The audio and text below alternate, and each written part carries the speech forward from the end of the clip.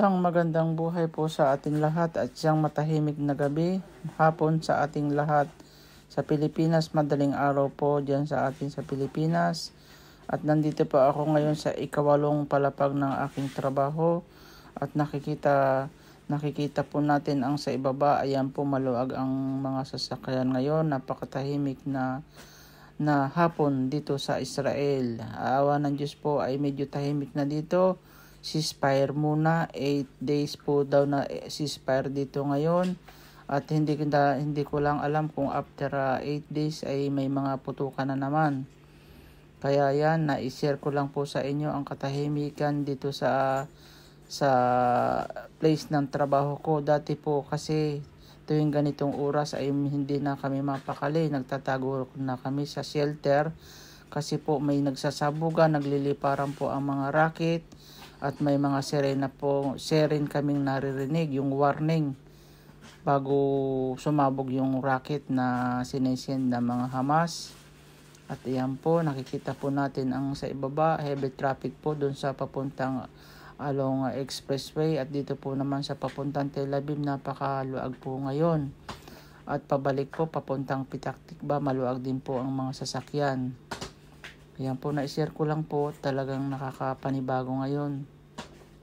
At ang katahimikan ngayong hapon.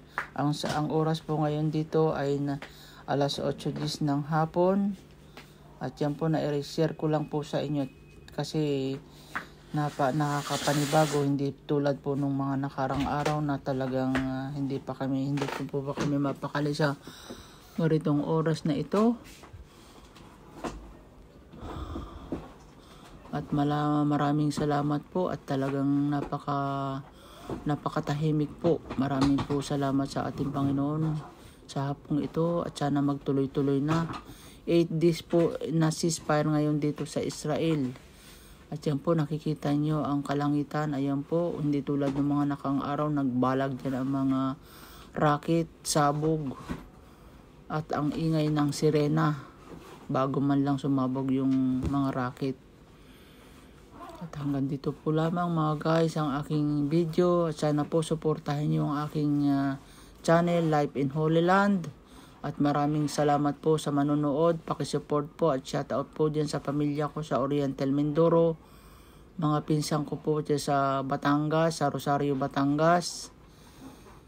Lalo na po kina Ate Belen sa magkakapatid. At saka sa kapatid ko diyan sa Manila, sa mga anak ko, pamilya ko sa Mindoro. Huwag po kayong mag-alala at nasa maayos po akong kalagayan. At hanggang dito na lang po lamang mga guys. Maraming salamat po sa atin lahat at mabuhay po tayo. Masaganang gabi sa ating lahat.